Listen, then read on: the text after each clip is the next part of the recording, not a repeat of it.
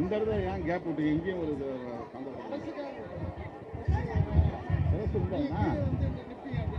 இருந்தாலும் மேலே தூக்கி அது அந்த அளவுக்கு உயரமாக தூக்கி ஒன்று போட்டுருக்காங்கல்ல.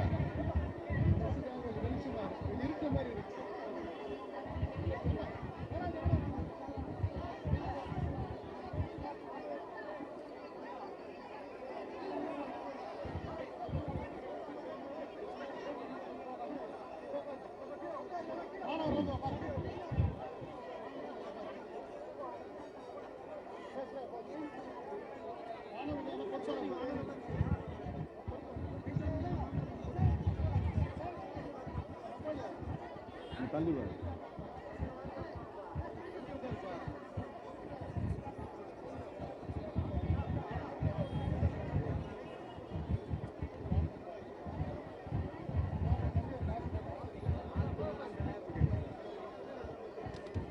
மாவட்ட செயலாளர்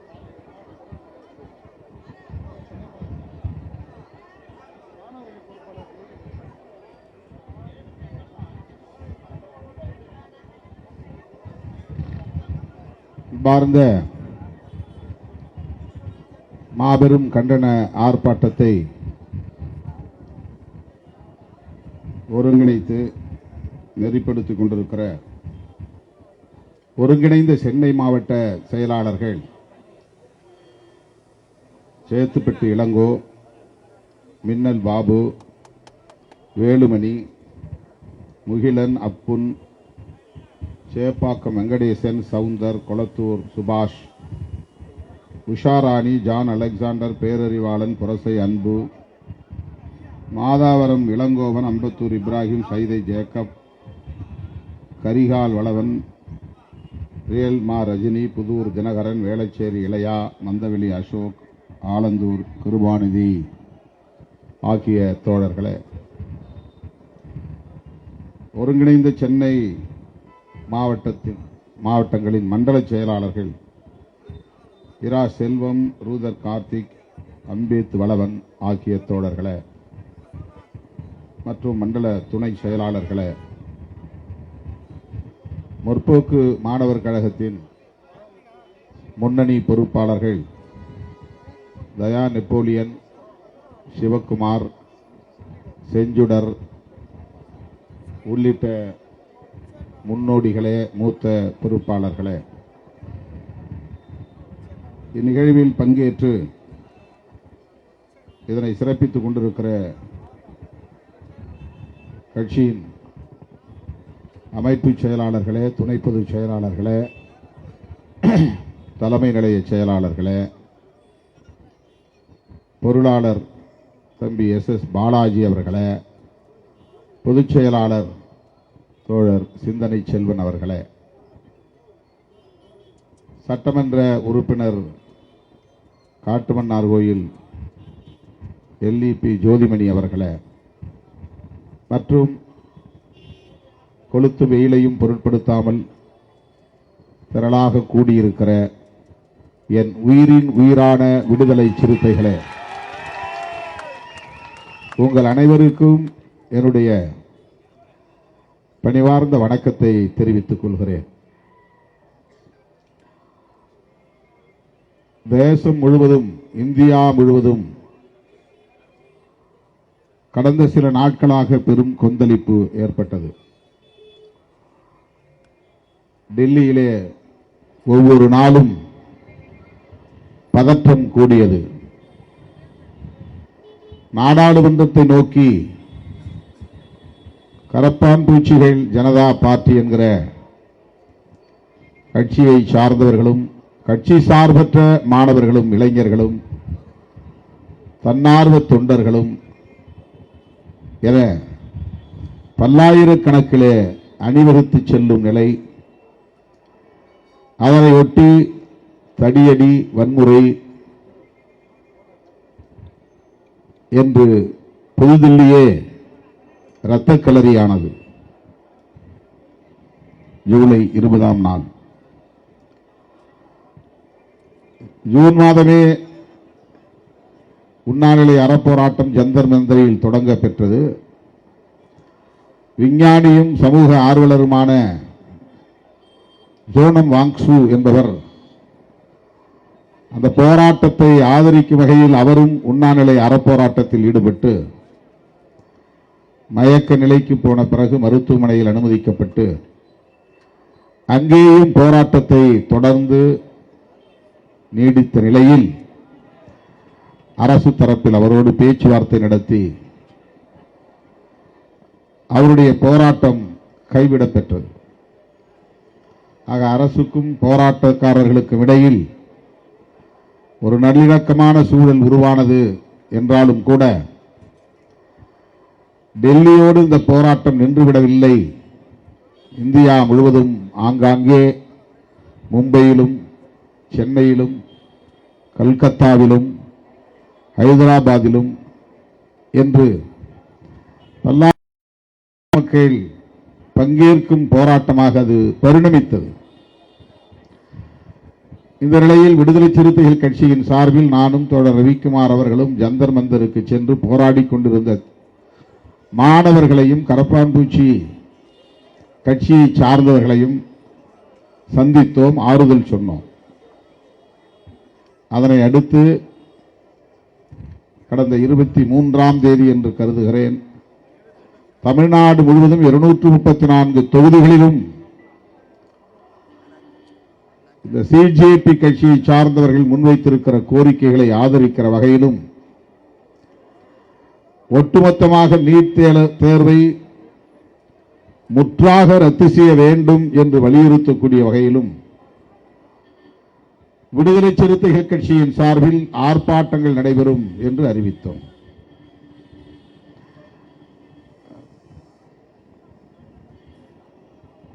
இந்த ஆர்ப்பாட்டங்களை வெற்றிகரமாக நீங்கள் ஒருங்கிணைப்பதற்கு ஏதுவாக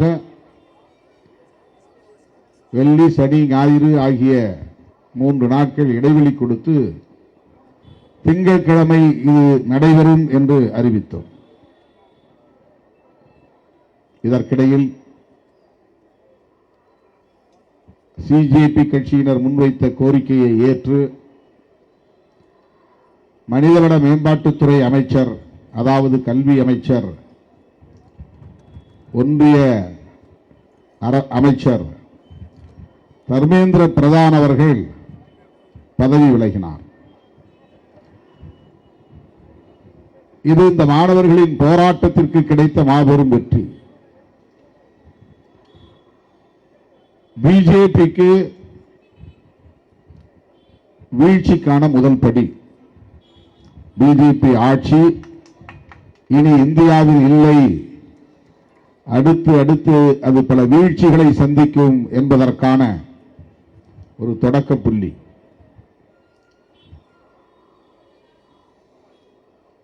இவர்கள் கோரிக்கை வைத்து நாம் உடனே அதனை ஏற்றுக்கொள்வதா என்கிற இருமாப்பு ஆட்சியாளர்களிடம் இருந்தது.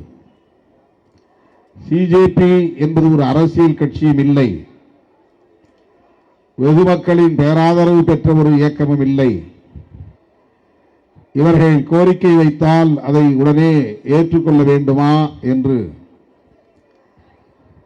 கர்வத்தோடு ஆட்சியாளர்கள் அணுகிய நிலையில் கட்சி சார்பற்றவர்கள் மெல்ல மெல்ல ஆயிரம், பல ஆயிரங்களாயின, பல ஆயிரங்கள், லட்சம் என அதிகரிக்க தொடங்கியது. அது டெல்லி மாநகரத்தின் சட்டம் ஒழுங்கு உள்துறை அமைச்சகத்தின் கட்டுப்பாட்டில் இல்லை, கரப்பான் பூச்சிகளின் கட்டுப்பாட்டில் என்று சொல்லத்தக்க வகையிலே நிலைமை கட்டுமீறியது. காங்கிரஸ் உள்ளிட்ட எதிர்க்கட்சிகள் தொடக்கத்தில் சற்று தயக்கம் காட்டினாலும் பிறகு மாணவர்களின் பின்னால் அல்லது கரப்பான் பூச்சிகளின் பின்னால் செல்ல வேண்டும் என்கிற நெருக்கடிக்கு ஆளாயின. ஒவ்வொரு அரசியல் கட்சியும் தம்முடைய செயல் திட்டங்களை கைவிட்டுவிட்டு சிஜேபி கட்சியினர் முன்வைத்த கோரிக்கைகளுக்கு ஆதரவாக பேச வேண்டிய இக்கட்டுக்கு ஆளானார்கள், அந்த நெருக்கடிக்கு உள்ளானார்கள். அதுதான் உண்மை.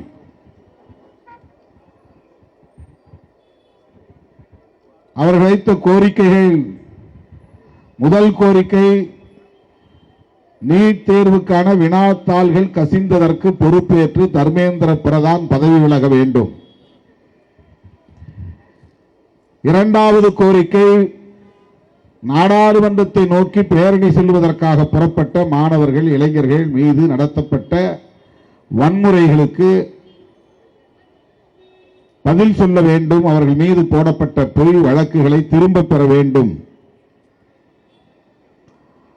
மூன்றாவது, இந்த வன்முறைகளுக்கு பொறுப்பேற்று பிரதமர் வருத்தம் தெரிவிக்க வேண்டும்.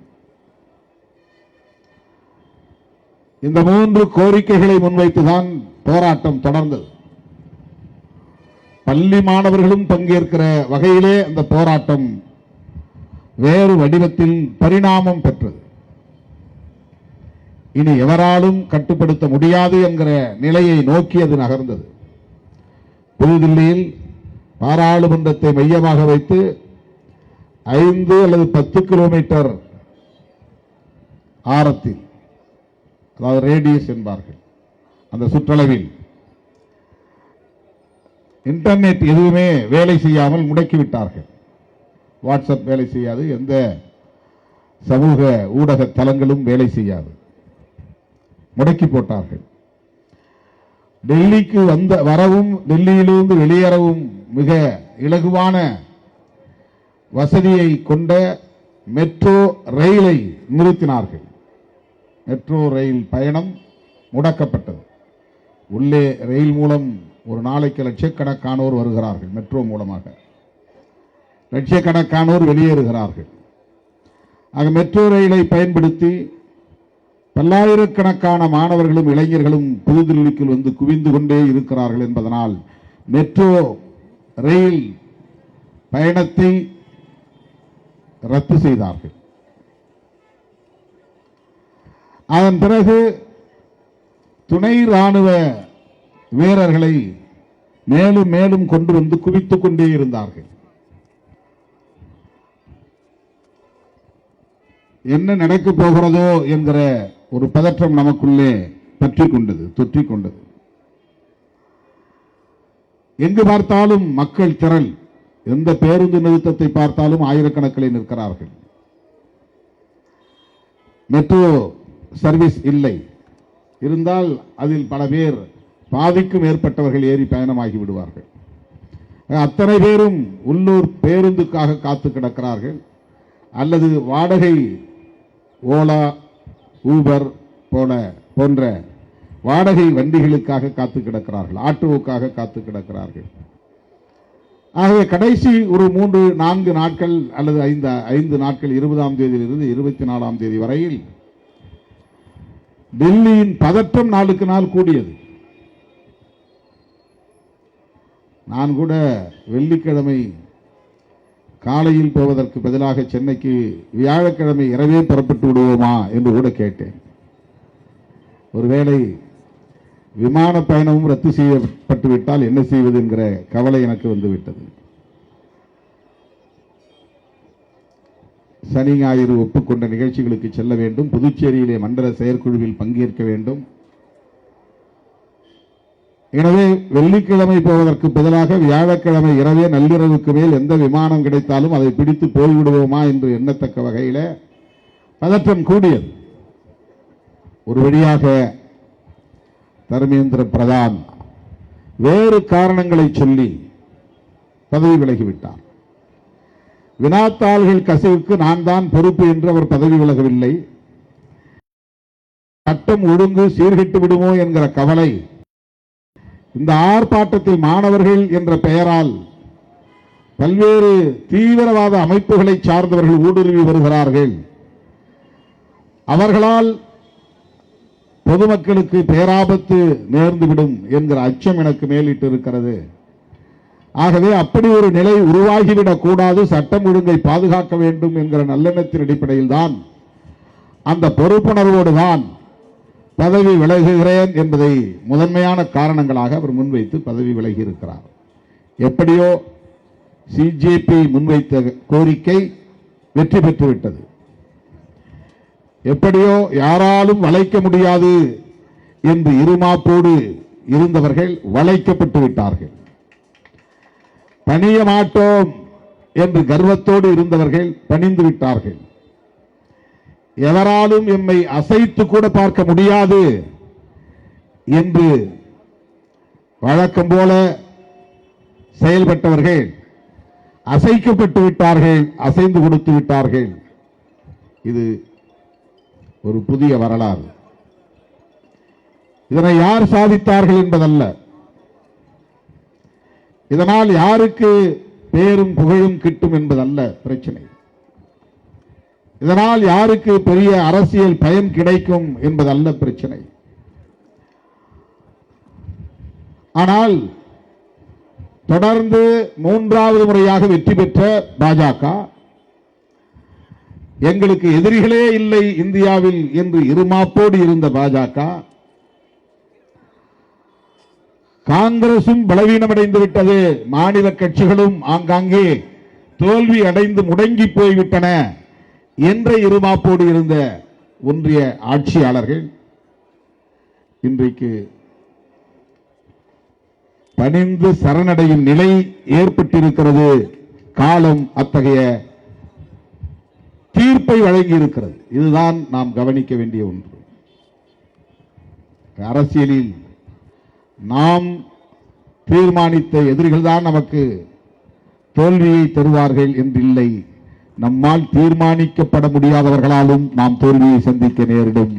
இதுதான் காலம் நமக்கு சொல்லுகிற படிப்பினை.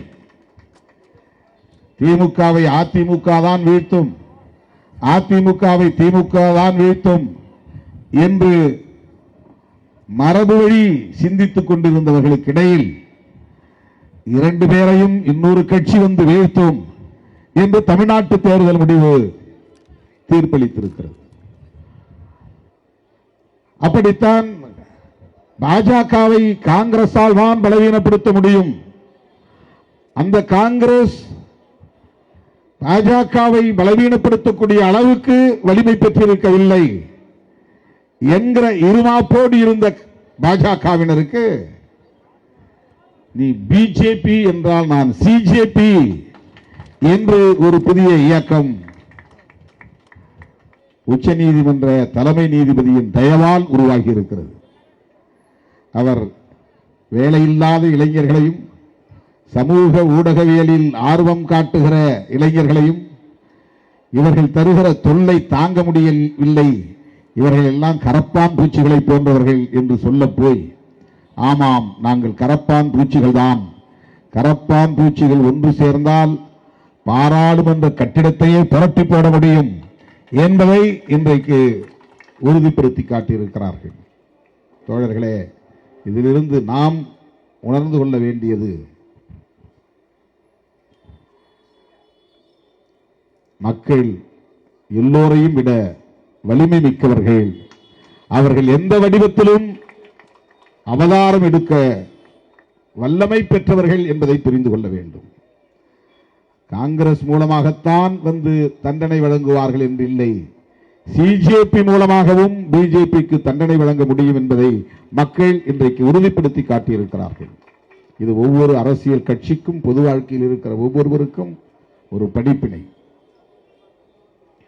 தர்மேந்திர பிரதான் ராஜினாமா செய்த பிறகு போராட்டம் தேவையா என்ற கேள்வி எழுகிறது. நாடாளுமன்றம் நடைபெற்றுக் கொண்டிருக்கிறது. இன்றைக்கு நான் அங்கே இருந்திருக்க வேண்டும். அங்கே என்ன பதற்றமோ தெரியவில்லை. நாடாளுமன்றம் கூடியிருக்கும், நடந்து கொண்டுதான் இருக்கும் என்று நம்புகிறேன். மாநாடு வைத்திருக்கிறோம், இன்னும் 15 நாட்கள் கூட இடைவெளி இல்லை. இத்தகைய சூழலில் 234 இடங்களிலும் புதிய நிர்வாகங்களை பொறுப்பேற்றிருக்கக்கூடிய தோழர்கள் ஒற்றுமையாக நின்று இந்த ஆர்ப்பாட்டங்களை நடத்த வேண்டும். இது இவர்களுக்கான ஒரு பரீட்சை, ஒரு சோதனை முயற்சி. அதனால்தான் அறிவிக்கும் போதே 234 தொகுதிகளிலும் இந்த ஆர்ப்பாட்டங்கள் நடக்கும் என்று சொன்னேன். ஆனால் சென்னையிலே அப்படி எல்லா இடங்களிலும் அனுமதி தரமாட்டார்கள். அதுதான் பிரச்சனை. குறிப்பிட்ட இடங்களில் தான் ஆர்ப்பாட்டம் நடத்த முடியும், குறிப்பிட்ட இடங்களில் தான் பேரணி நடத்த முடியும், குறிப்பிட்ட இடங்களில் தான் பொதுக்கூட்டங்கள் நடத்த முடியும் என்று ஏற்கனவே தீர்மானித்து சென்னை மாநகர காவல்துறை சில இடங்களை தேர்வு செய்து வைத்திருக்கிறது. ஆகவே சென்னை மாவட்ட தோழர்கள் கேட்டார்கள், அவர்களுக்கு மட்டும் ஒரு ரிலாக்ஸேஷன், நீங்க 22 தொகுதிகளிலும் நடத்த வேண்டாம், ஒரே இடத்தில் நடத்துங்கள், நான் வந்து பங்கேற்கிறேன் என்று சொல்லியிருந்தேன். எனவே தர்மேந்திர பிரதான் பதவி விலகியிருந்தாலும் சிஜேபி மற்றும் மாணவர்கள் முன்வைத்த கோரிக்கைகளுக்கு வளைந்து கொடுத்து விட்டது பாஜக அரசு, பணிந்து விட்டது பாஜக அரசு என்கிற நிலை ஏற்பட்டு இருந்தாலும், இந்த போராட்டம் வெற்றி பெற்றுவிட்டது என்று நாடே கொண்டாடி கொண்டிருந்தாலும் நமக்கு மட்டும் ஒரு நெருடல். நான் சிபிஐ கட்சி அலுவலகம் பாலன் இல்லத்தில் நடைபெற்ற அந்த ஆர்ப்பாட்டத்தில் பேசும்போது நான் சொன்னேன், நான் சொல்லி பேசி மேடை விட்டு இறங்கிய அரை மணி நேரத்தில் தர்மேந்திர பிரதான் பதவி விலகல் என்று தகவல் வந்தது. நான் சொன்னேன், தர்மேந்திர பிரதான் பதவி விலகுவதற்கு வாய்ப்பு இருக்கிறது, பதவி விலகி விடுவார், ஆனாலும் நீட் தேர்வு தொடருமே, இதுதான் என்னுடைய கவலை.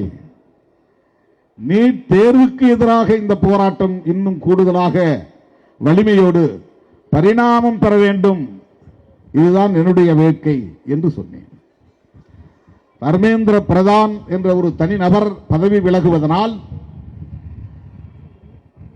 நீட் தேர்வில் நடந்த குளறுபடிகளை சீர் செய்ய முடியும் என்கிற ஒரு நம்பிக்கையை அது தந்திருக்கிறதே தவிர, நீட் தேர்வை முற்றாக கைவிட வேண்டும் என்கிற கோரிக்கையாக அது பரிணமிக்கவில்லையே. இதுதான் நான் அந்த கூட்டத்திலே வைத்த கருத்து. ஆகவே எனக்கு தோன்றியது, நாம் தமிழ்நாடு முழுவதும் ஆர்ப்பாட்டங்களை நடத்தாவிட்டாலும் திட்டமிட்டவாறு சென்னையிலே ஒரு இடத்திலாவது நீட் தேர்வை முழுமையாக ரத்து செய் என்ற ஒற்றை கோரிக்கையை வைத்து ஆர்ப்பாட்டம் நடத்துவோம் என்றுதான் இங்கே கூடியிருக்கிறோம். ஆகவே தர்மேந்திர பிரதான் பதவி விலகிய பிறகு ஏன் சிறுத்தைகள் ஆர்ப்பாட்டம் நடத்துகிறது என்று சொன்னால், இந்தியாவெங்கும் இருக்கிற ஜனநாயக சக்திகளுக்கு இந்த கோரிக்கையை வலியுறுத்த வேண்டும் என்பதற்காகத்தான். இரண்டாவது கோரிக்கை, தமிழ்நாடு அரசு, புதிதாக ஆட்சி பொறுப்பேற்றிருக்கிற தாவேக அரசு கடந்த காலத்தில் நீட் தேர்வு வேண்டாம் என்று திமுக ஆட்சியின் போது சட்ட மசோதா நிறைவேற்றப்பட்டு ஆளுநரின் ஒப்புதலுக்கு அனுப்பி வைக்கப்பட்டதை நாடு அறியும். அவர் திருப்பி அனுப்பினார் RN ரவி ஆளுநர். மீண்டும் தமிழ்நாடு அரசு சட்ட மசோதாவை மறுபடியும் சட்டமன்றத்திலே நிறைவேற்றம் செய்து ஒப்புதலுக்கு திருப்பி அனுப்பியது. RN ரவி, நான் இதில் எந்த முடிவும் எடுக்க மாட்டேன், குடியரசுத் தலைவருக்கு அனுப்புகிறேன் என்று அனுப்பி வைத்தார். வழக்கம் போல குடியரசுத் தலைவர் கிடப்பிலே போட்டிருந்து பின்னர் இதை ஏற்க முடியாது, ஒப்புதல் அளிக்க முடியாது, இந்த சட்ட மசோதாவை நிராகரிக்கிறோம் என்று நிராகரித்து விட்டார்கள். அதனை எதிர்த்து தமிழ்நாடு அரசு உச்ச நீதிமன்றத்திலே வழக்கு தொடுத்திருக்கிறது. இந்த நிலையில் தமிழ்நாடு அரசுக்கு நாம் கூடுதலாக வைக்கிற இரண்டாவது கோரிக்கை, நீட் தேர்வை இந்தியா முழுவதும் ரத்து செய்யக்கூடிய அதிகாரம் தமிழ்நாடு அரசுக்கு இல்லை. அது இந்திய ஆட்சியாளர்களிடம் உள்ளது, ஒன்றிய ஆட்சியாளர்களிடம் உள்ளது. ஆகவே அந்த அரசுக்கு நாம் வைக்கிற கோரிக்கை ஒற்றை கோரிக்கை, இந்தியா முழுவதும் நீட் தேர்வு கூடாது என்பதுதான். தமிழ்நாடு அரசுக்கு நாம் வைக்கிற கோரிக்கை, இந்திய ஒன்றிய அரசு எப்போது இந்த கோரிக்கையை ஏற்கப் போகிறது என்று நமக்கு தெரியாது, ஏற்கவும் வாய்ப்பில்லை என்கிற நிலையில் தமிழ்நாட்டுக்கு நீட் விலக்கு இன்றியமையாத ஒன்று என்பதை உறுதிப்படுத்தக்கூடிய வகையில் தொடரில் மசோதாவை ஆளுநருக்கு அனுப்பி வைக்க வேண்டும். இரண்டாவது கோரிக்கை. மூன்றாவதாக, இதுவும் ஒன்றிய அரசுக்குத்தான், கல்வியை மாநில அரசுகளுக்கான அதிகார பட்டியலில் இடம்பெற செய்ய வேண்டும். இப்போ அது ஒத்திசைவு பட்டியலில் இருக்கிறது. மாநில அரசும் ஒன்றிய அரசும் இணைந்து சேர்ந்து கலந்து பேசி ஒரு முடிவுக்கு வர வேண்டும் என்கிற பட்டியலுக்கு பெயர் கன்கரண்ட் லிஸ்ட். மத்திய அரசே முடிவெடுத்துக் கொள்ளலாம் என்கிற அதிகார பட்டியல் தனி, மாநில அரசு மட்டுமே முடிவெடுத்துக் கொள்ளலாம் என்பதற்கான அதிகார பட்டியல் தனி. அது சென்டர் லிஸ்ட், ஒன்றிய அரசுக்கான பட்டியல். இது ஸ்டேட் லிஸ்ட், மாநில அரசுக்கான பட்டியல். மாநில அரசும் ஒன்றிய அரசும் சேர்ந்து பேசி ஒரு சட்ட மசோதாவை அல்லது அரசு கொள்கையை வரையறை செய்ய வேண்டுமானால் அது எந்தெந்த துறைகளில் அப்படி அதிகாரத்தை இரு அரசுகளும் கையாள வேண்டும் என்பதற்கான ஒரு பட்டியல் இருக்கிறது. அதை ஆங்கிலத்திலே கன்கரண்ட் லிஸ்ட் என்று சொல்கிறார். கன்கரன்ஸ் என்றால் ஒத்திசைவு, ரெண்டு பேரும் ஒத்து இசைவு அளிப்பது. ஆகவே மிசா காலத்தில் இந்திரா காந்தி அம்மையார் நெருக்கடிகளை பிரகடனம் செய்த காலத்தில் சில துறைகளை அவர் மாநில அரசு அதிகார பட்டியலில் இருந்து எடுத்து, கல்வி ஏற்கனவே ஸ்டேட் லிஸ்டில் இருந்தது, அதை எடுத்து கன்கரண்ட் லிஸ்டிலே இணைத்து விட்டார். பிறகு சில துறைகளை மீண்டும் மாநில பட்டியலுக்கு கொண்டு வந்து விட்டார்கள். ஆனால் கல்வி மட்டும் இன்னும் கன்கரண்ட் லிஸ்டிலேயே இருக்கிறது. அதனால்தான் மாநில அரசுகளின் ஆலோசனையை கேட்காமல், இசைவை பெறாமல் இந்திய ஒன்றிய அரசே நீட் தேர்வை அறிமுகப்படுத்தி இருக்கிறது.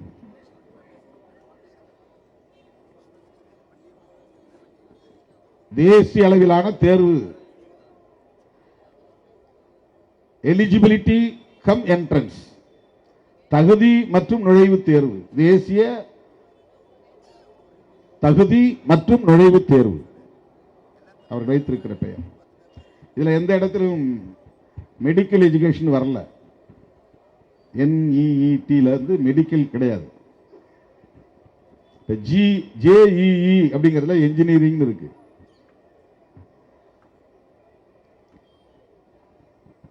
ஆனால் மருத்துவ கல்விக்கான தேர்வு என்று அறிவித்து இந்த தேர்வை நடத்துவதற்கென்று ஒரு ஏஜென்சியை உருவாக்கி இருக்கிறார்கள். நேஷனல் டெஸ்டிங் ஏஜென்சி, தேசிய தேர்வு முகாமை.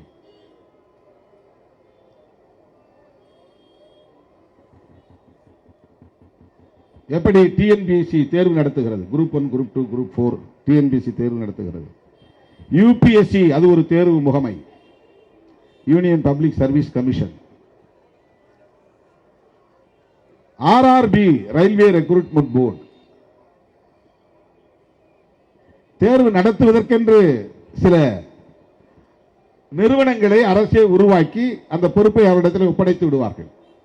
கேள்வி தயாரிப்பது, தேர்வை தேசிய அளவில் நடத்துவதற்கான ஏற்பாடுகளை செய்வது, அதற்கான அதிகாரம் முழுமையாக அவர்களுக்கு ஒப்படைக்கப்படுகிறது.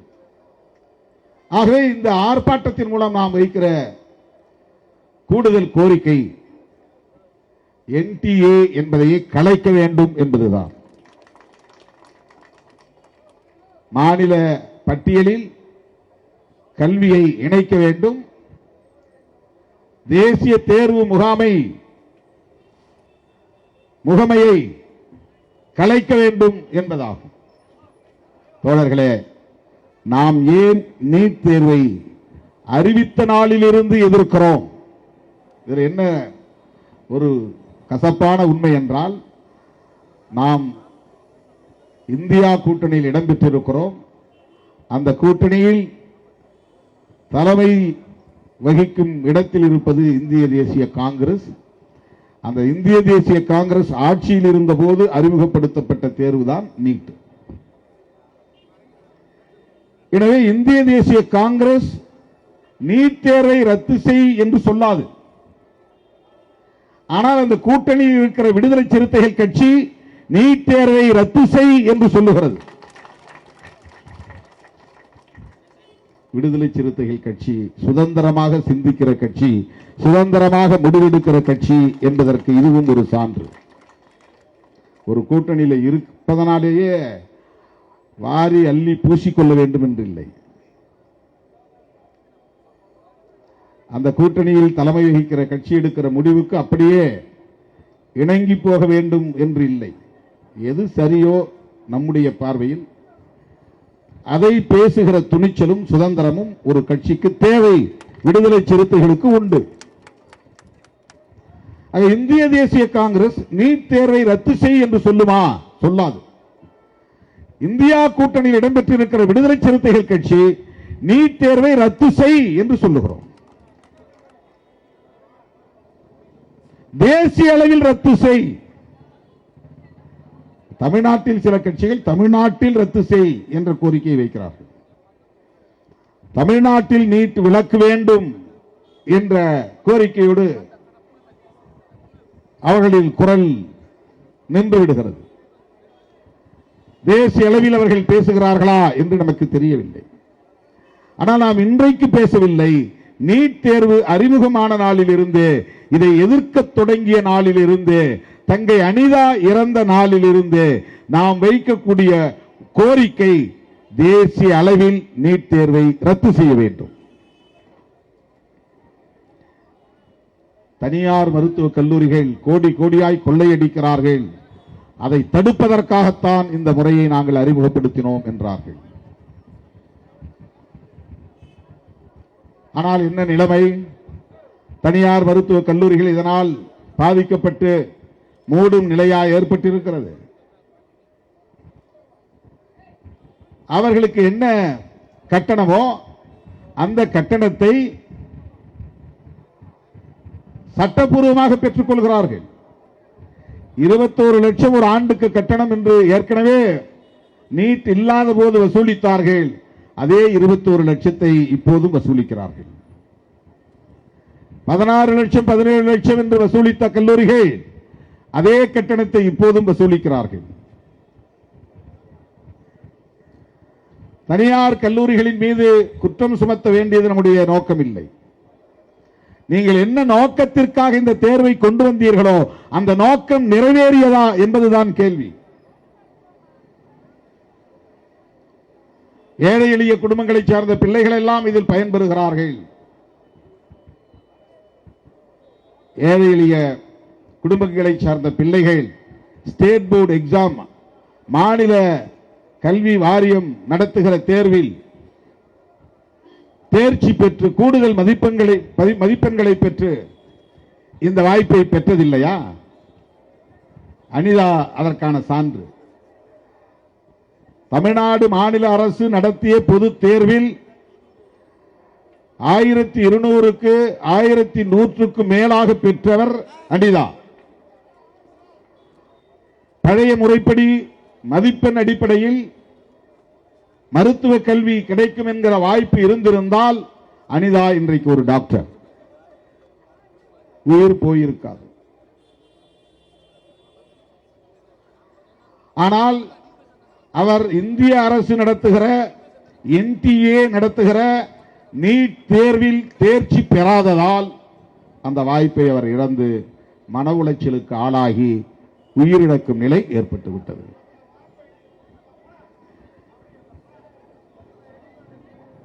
அப்படி அந்த தேர்விலே தேர்ச்சி பெறுகிறவர்கள் யாராக இருக்கிறார்கள் என்றால் CBSE என்கிற சென்ட்ரல் போர்டு ஸ்கூல் எஜுகேஷன்,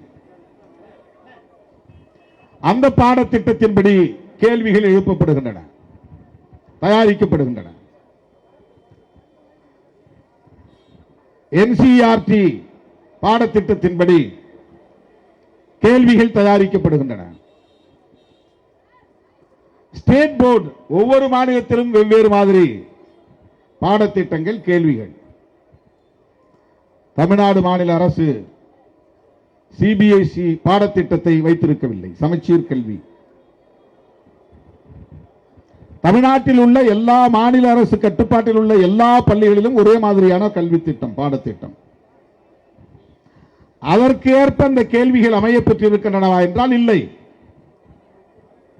ஆகவேதான் மாநில கல்வி திட்டத்தின் கீழ் படிக்கிற மாணவர்கள் அந்த தேர்வில் திணறுகிறார்கள், மூச்சு முட்டுகிறார்கள், போராடுகிறார்கள், மன அழுத்தத்திற்கு ஆளாகிறார்கள், உளவியல் பாதிப்புக்கு ஆளாகிறார்கள், தற்கொலை செய்து கொள்ளும் நிலைக்கு ஆளாகிறார்கள்.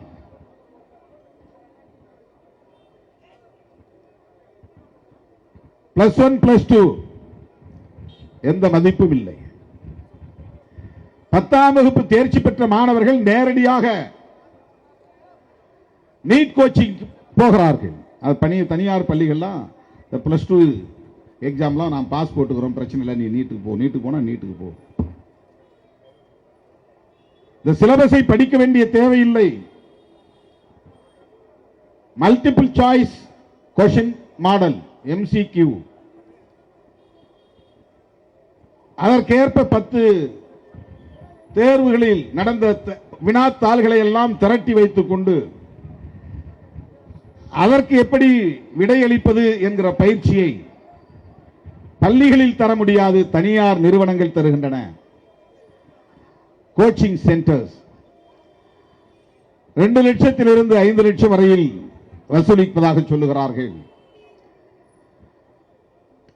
ஏழை எளிய குடும்பங்களை சார்ந்த பிள்ளைகள் எப்படி லட்சக்கணக்கிலே பணம் செலுத்தி, கட்டணம் செலுத்தி தனியார் பயிற்சி நிறுவனங்களில் சேர முடியும்? ஸ்டேட் போர்டு படிக்கிற மாணவர்கள் எப்படி சிபிஎஸ்இ பாடத்திட்டத்திற்கு ஏற்ப தங்களை தகவமைத்துக் கொள்ள முடியும்?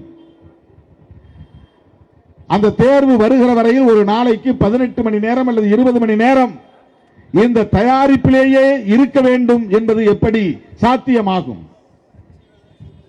இது எவ்வளவு பெரிய நெருக்கடி! இதையெல்லாம் ஆட்சியாளர்கள் உணர முடியாதா? தெரியும்.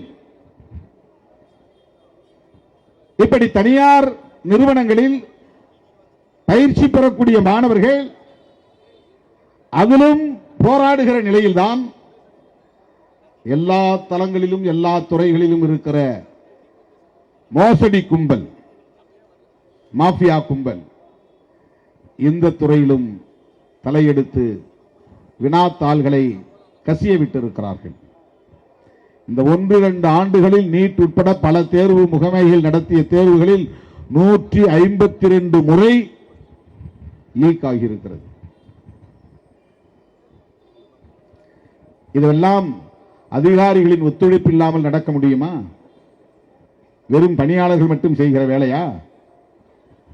வெளியே இருக்கிற மாஃபியா கும்பல் மட்டும் செய்கிற வேலையா இது? அதிகாரிகளின் ஒத்துழைப்போடு நடக்கிறது என்று சொன்னால் அந்த அதிகாரிகள் யாருடைய கட்டுப்பாட்டிலே இருக்கக்கூடியவர்கள்? அமைச்சர்களின் கட்டுப்பாட்டில் இருக்கக்கூடியவர்கள். ஒரு அதிகாரி தவறு செய்கிறார் என்றால் அமைச்சருக்கு தெரியாமல் சில மாதங்கள் இருக்கலாம், ஆனால் வருடக்கணக்கில் எப்படி இருக்க முடியுமா?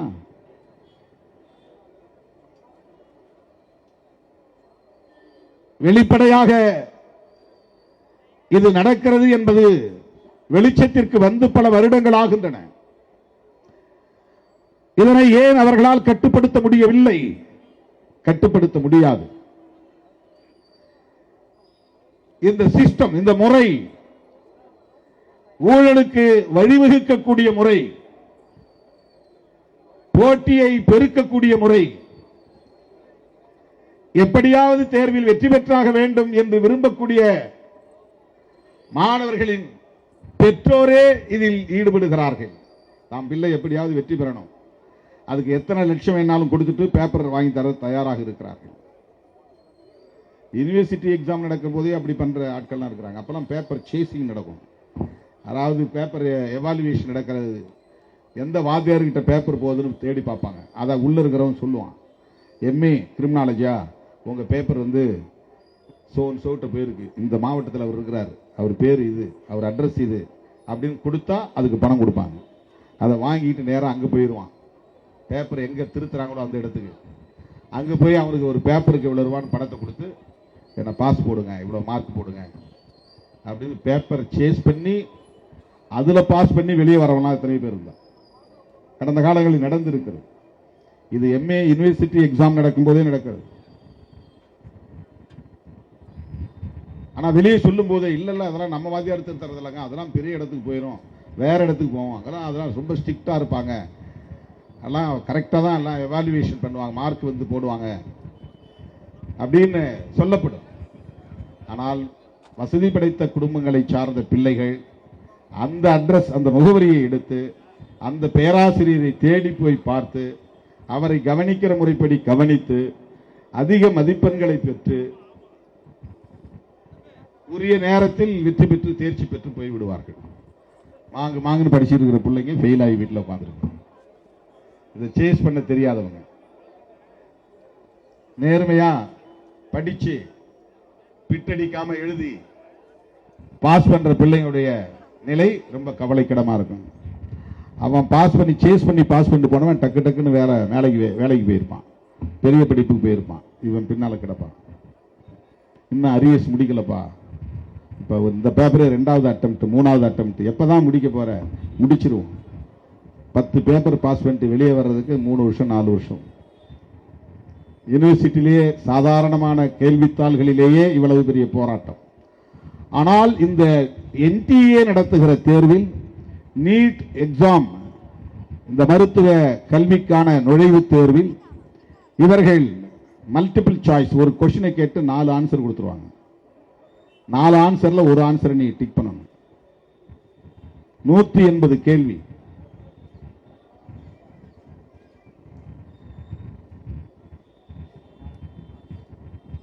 ராங் மார்க்கா போட்டீங்கன்னா 1 மார்க் மைனஸ். இப்படி வந்து நெருக்கடி மாணவர்களுக்கு. ரொம்ப கரெக்டான ஆன்சரை போட்டா ஓகே, மார்க் 4 மார்க் போட்டுவான். ராங்கான ஆன்சரை நீ போட்டா ஏற்கனவே வாங்கின மார்க்ல 1 மார்க் குறைஞ்சிடும். 10 கொஸ்டினுக்கு நீ டிக் பண்ணிட்ட சரியா, 10 நாங்க 40 மார்க் வந்துருச்சு. அடுத்த கொஸ்டின் தப்பாச்சுன்னா 40 39 குறைஞ்சிடும். அடுத்த கொஸ்டின் தப்பாச்சுன்னா அது 38 குறைஞ்சிடும். இதுதான் அந்த தேர்வு முறை. இதில் மாணவர்களுக்கு சாதாரண எக்ஸாம் வந்தாலே திக்கு திக்கு திக்கு திக்கு திக்குன்னு அடிக்கும், நைட்டெல்லாம் தூக்கம் வராது.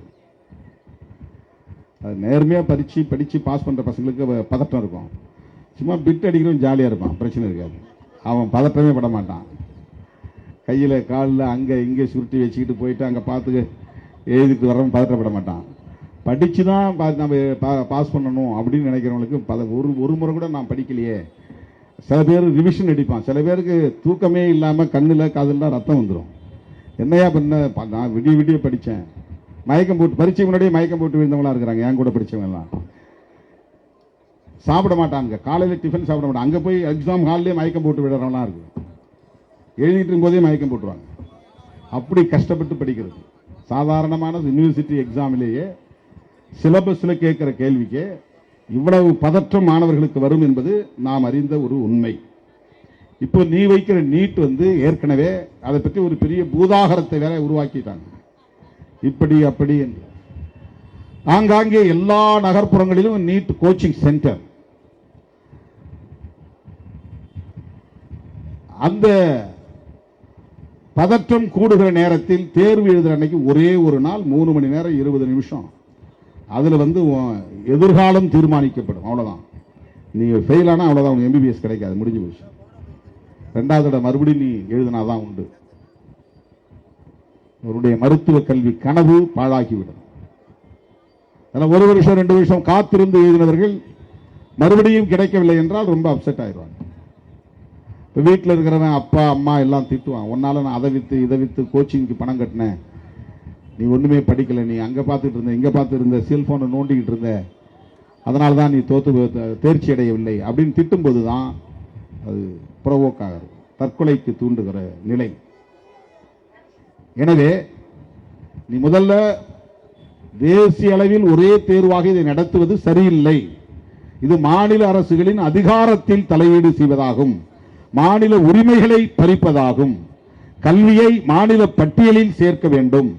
மாநில அரசுகளுக்கு தேர்வு நடத்துகிற சுதந்திரத்தை, உரிமையை, அதிகாரத்தை வழங்க வேண்டும். இதுதான் நம்முடைய நிலைப்பாடு. ஸ்டேட் போர்டு இருக்குன்னு தெரிஞ்ச பிறகும் நீங்க சிபிஎஸ்இ தான் கேள்வித்தாளை தயாரிப்போங்கிறது எவ்வளவு பெரிய அயோக்கியத்தனம் இது. அப்ப இருக்கக்கூடிய எல்லா கல்வி நிறுவனங்களையும் மத்திய அரசுடைய பாடத்திட்டத்திற்கு கீழே அது மாற்ற வேண்டும் என்பதுதான் இது பொருள். ஸ்டேட் போர்டே இருக்கக்கூடாது, எல்லாம் சிபிஎஸ்இக்கு மாறுங்க.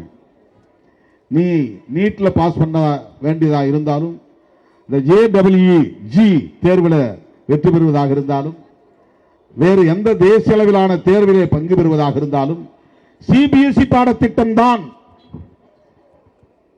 படித்தாக வேண்டும் என்கிற கட்டாயத்தை அவர்கள் திணிக்கிறார்கள். மாநில கல்வி திட்டத்திற்கு எந்த மதிப்பும் இல்லை. 11ஆம் வகுப்பு மதிப்பெண்களுக்கு எந்த மதிப்பும் இல்லை. 12ஆம் வகுப்பு பாடத்தை தேர்வு எழுதி பெறுகிற மதிப்பெண்களுக்கு எந்த மதிப்பும் இல்லை. எவ்வளவு பெரிய நெருக்கடிகள் பாருங்கள். ஆகவேதான் இந்த தேசிய தேர்வே கூடாது, நீட் தேர்வே கூடாது என்று விடுதலை சிறுத்தைகள் கட்சி வலியுறுத்துகிறது. எல்லா கட்சிகளும் இந்த கோரிக்கையை எழுப்ப வேண்டும் என்று வேண்டுகோள் விடுக்கிறது. இப்ப சிஜேபி காரங்க இந்த ஆங்கிள் பார்க்கல. அவங்க பேப்பர் கொஸ்டின் லீக் ஆயிருச்சுல, இப்ப தர்மேந்திர பிரதான் பொறுப்பு, அவரை நீக்குங்க அல்லது அவர் விலகட்டும். இப்ப பிரகலாத் ஜோஷி வந்திருக்கிறார், அவர் பாவம். இப்ப அவர் நினைச்சாலும் பேப்பர் போட்டு கட்டி நிறுத்த முடியாது, கயிறு போட்டு கட்டி நிறுத்த முடியாது. ஒரு டேப்ல தண்ணி அங்கங்க ஒழுகுதுன்னு சொன்னா எங்கெங்க ஓட்டையாயிருக்குன்னு தண்ணியை திறந்து விட்டா தெரிஞ்சிடும், அங்கங்க வச்சு அடைச்சிடலாம், ஏதாவது பேஸ்ட்டை போட்டு ஒட்டி அடைச்சிடலாம். இல்லைன்னா அந்த பைப்பையே புது பைப்பா மாத்தலாம், தண்ணி ஒழுகாது. ஆனால் ஒரு அமைச்சரை மாற்றுவதனால் இந்த சிஸ்டத்தில் உள்ள குளறுபடிகள், குறைபாடுகள், ஊழல் முறைகேடுகள் உடனே நிறுத்த முடியுமா என்றால் முடியாது. அப்படி இருந்தா எப்பவே லஞ்சத்தை ஒழிச்சிருக்க முடியும், ஊழலை ஒழிச்சிருக்க முடியும். மதுவிலக்கு சட்டம் கொண்டு வந்தால் மதுவிலக்கை நடைமுறைப்படுத்த முடியுமா என்றால் முடியல. ஏன்னா கள்ளச்சாராயம் காய்ச்சறவன் வெளியே வந்துடுறான். கள்ளச்சாராய கும்பலை ஒடுக்க முடியுதான்னா முடியல. ஒரு பக்கம் சிலரை நீ கைது பண்ணா இன்னொரு பக்கம் நல்லா ஜோரா வியாபாரம் நடக்குது. இவனை கைது பண்றான், போலீஸ் அடிக்கிறான், அவனை குண்டாஸ்ல போடுறாங்க, அவனுக்கு தெரியுது. ஆனாலும் அந்த தப்பை அவன் செய்யறான். இன்னும் குண்டாஸ் தானே போனா 2 மாசத்துல உடைச்சிட்டு வந்தலான்னு அவனுக்கு தெரியுது. நீ என்ன சட்டம் போட்டாலும் அந்த சட்டத்தை உடைக்க முடியும், அந்த சட்டத்திலிருந்து அவனால் மீண்டு வந்துவிட முடியும் என்கிற நிலை இருக்கிற போது திரும்ப திரும்ப அந்த குற்றங்கள் நடைபெற்றுக் கொண்டேதான் இருக்கும். தர்மேந்திர பிரதானை மாற்றுவது என்பதை விட நீட் தேர்வை ரத்து செய் என்பதுதான் எங்களுடைய கோரிக்கை. அதுவே கூடாது. அப்ப மெடிக்கல் எக்ஸாமினேஷன் வைக்கணுமா வேண்டாமா அது மாநில அரசு முடிவு செய்யட்டும். ஸ்டேட் போர்டு முடிவு பண்ணட்டும். ஏற்கனவே இது போல என்ட்ரன்ஸ் எக்ஸாமினேஷன் இருந்திருக்கு. அப்பெல்லாம் யாரும் இந்த மாதிரி சூசைட் பண்ணிக்கல. மருத்துவ கல்விக்கு நுழைவுத் தேர்வு இருந்தது. எக்ஸாமினேஷன்ல +2 மார்க் அல்லது SSLC மார்க், அப்புறம் ஒரு ஓரல் இன்டர்வியூ இருக்கும், வாய்மொழி தேர்வு, நேர்முக தேர்வு. மதிப்பெண்கள் அதிகம் பெற்றவர்களை இன்டர்வியூக்கு அழைப்பாங்க, இன்டர்வியூல கேட்பாங்க. நான் கூட MBBS படிக்கிறதுக்காக விண்ணப்பம் செஞ்சேன். Stanley medical college, MMSC, Thanjavur medical college, இந்த 3 காலேஜில் வாங்கி விண்ணப்பம் போட்டிருந்தேன். எந்த கல்லூரியிலிருந்து எனக்கு கார்டு வரல. ஏன்னா நான் வாங்கினது சராசரி மதிப்பெண் தான். இப்போ டிஸ்டிங்ஷன் நான் 60% தான் வாங்கியிருந்தேன். SSLCல அப்போ 301 மார்க், 5 சப்ஜெக்ட், 5க்கு 301னா 60 மார்க், கரெக்டா 60 மார்க் சராசரி மார்க். அந்த மார்க்கு அப்ப யாரும் இன்டர்வியூ கார்டு எனக்கு அழைக்கல. தஞ்சாவூர்ல இருந்து வரல, MMCல இருந்து வரல, ஸ்டான்லில இருந்து வரல. அதிக மதிப்பெண்கள் இருந்திருந்தால் ஒரு 70, 75, அதுவும் குறிப்பா சயின்ஸ், SSLCல பாட்டனி, ஜுவாலஜி, அது 2 தான். இப்பதான் பயாலஜின்னு சொல்றாங்க. அப்ப அது தனித்தனியே தாவரவியல், விலங்கியல் இருக்கும், கெமிஸ்ட்ரி இருக்கும், வேதியியல். இந்த மூணும் தான். இதுல எவ்வளவு மதிப்பெண்கள் எடுத்திருக்காங்கன்னு பார்ப்பாங்க இந்த 3 சப்ஜெக்ட்ல. இப்ப பிசிக்ஸ் எல்லாம் சேர்க்கிறாங்க. அப்ப அதுல பிசிக்ஸ் எல்லாம் கிடையாது, கெமிஸ்ட்ரி தான். Chemistry, botany, zoology, old SSLC. அதான் நான் 11வது படிச்ச காலத்துல. அதுக்கப்புறம் +2 வந்த பிறகு பயாலஜி வந்துருச்சு, அது வேற. அந்த மதிப்பெண்கள் அடிப்படையில் மாணவர்கள் தேர்வு செய்யப்பட்டு நேர்முக தேர்வுக்கு அழைக்கப்படுவார்கள். அந்த நேர்முக தேர்வில் 5 பேர் உட்கார்ந்துருப்பாங்க. அதுல சில இன்ஃப்ளூயன்ஸ் எல்லாம் நடக்கும்.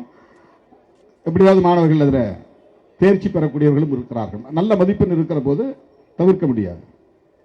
சாதாரணமாக நம்ம மாதிரியான குடும்பங்கள் இருந்தவங்களே எவ்வளவு பேர் எம்பிபிஎஸ் போயிருக்கிறாங்க அப்போ அந்த காலத்தில்.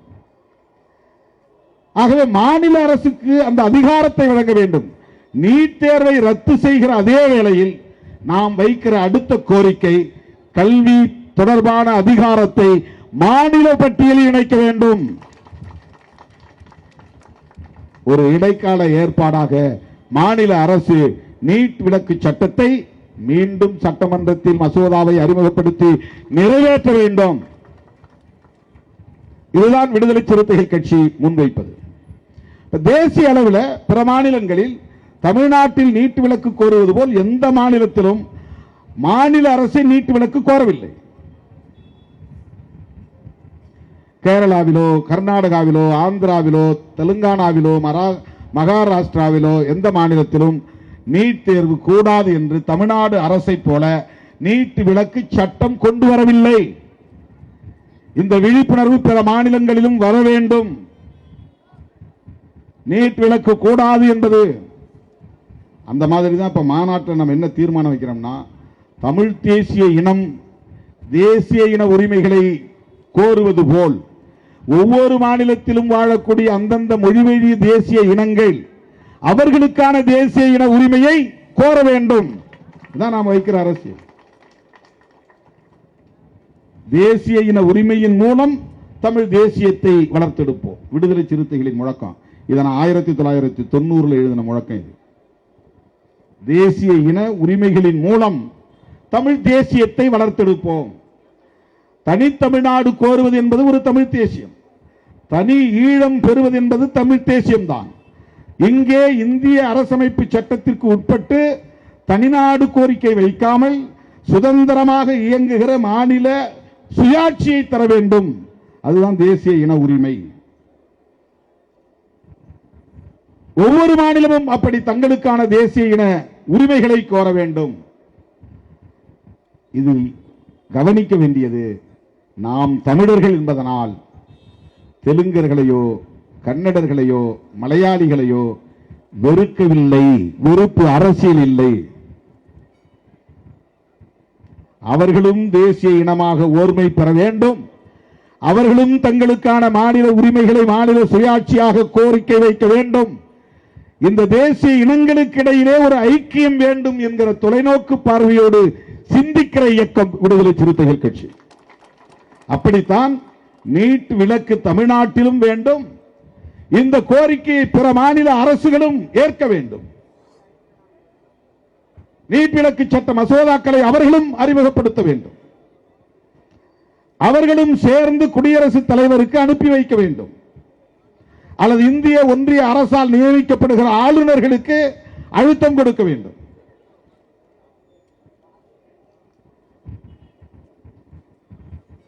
எனவே நீட் தேர்வு முழுமையாக ரத்து செய்யப்படுமா என்றால் அது தொலைதூர கனவு. அது சாத்தியமில்லை என்று நாம் அமைதி காத்துவிட முடியாது. இந்த கருத்தை நாம் திரும்ப திரும்ப பேச வேண்டியிருக்கிறது, வலியுறுத்த வேண்டியிருக்கிறது, உரையாடலுக்கு உட்படுத்த வேண்டியிருக்கிறது. ஆகவேதான் தோழர்களே, தர்மேந்திர பிரதான் ராஜினாமா செய்தாலும் சிறுத்தைகளின் ஆர்ப்பாட்டம் ஒரு இடத்தில் நடக்கும், சென்னையில் நடக்கும் என்று நான் அறிவித்தேன். என்னுடைய அழைப்பை ஏற்று ஓடோடி வந்த என் உயிரின் உயிரான விடுதலை சிறுத்தைகளுக்கு நன்றி கூறி, ஆகஸ்ட் 17 தமிழ்நாடே திரும்பி பார்க்க வேண்டும். இந்திய அரசியல் அரங்கமே அதிர வேண்டும். வழக்கம் போல் எல்லோருடைய நெஞ்சிலும் ஆகஸ்ட் 17 ஆகஸ்ட் 17 ஆகஸ்ட் 17 என்பது மட்டும்தான் உங்கள் உள்ளம் ஒலித்துக் கொண்டே இருக்க வேண்டும். அதற்குரிய ஏற்பாடுகளை, விளம்பர ஏற்பாடுகளை உங்கள் சக்திக்கு ஏற்ப ஆங்காங்கே செய்ய வேண்டும். ஆட்டோ ஓட்டுநர்கள் ஆட்டோக்களில் தமிழ் தேசிய எழுச்சி மாநாட்டுக்கான விளம்பர ஒட்டிகளை, ஸ்டிக்கர்ஸ் ஒட்டலாம். அதே போல கீ செயின் போட்டு தோழர்களுக்கு நீங்கள் வழங்கலாம். அதேபோல் டி ஷர்ட் அச்சிட்டு நீங்கள் அந்தந்த பகுதிகளில் நம்முடைய களப்பணியாளர்களுக்கு வழங்கலாம். அதேபோல் மகளிர் விடுதலை இயக்கத்தை சார்ந்தவர்கள், முற்போக்கு மாணவர் கழகத்தை சார்ந்தவர்கள், தொழிலாளர் விடுதலை முன்னணியை சார்ந்தவர்கள் என்று துணைநிலை அமைப்புகளை சார்ந்தவர்கள் மாநாட்டுக்கான நிதியையும் திரட்டி தர வேண்டும். இந்த களப்பணிகளையும் ஆற்ற வேண்டும். தேர்தலுக்காக மாநாடு நடத்துகிறவர்கள் அல்ல, மக்களுக்காக மாநாடுகளை நடத்துகிறவர்கள் சிறுத்தைகள் என்பதை மீண்டும் உறுதிப்படுத்துவதற்கான நாள்தான் ஆகஸ்ட் 17. ஆகஸ்ட் 17 உளுந்தூர்பேட்டையில் சந்திப்போம்.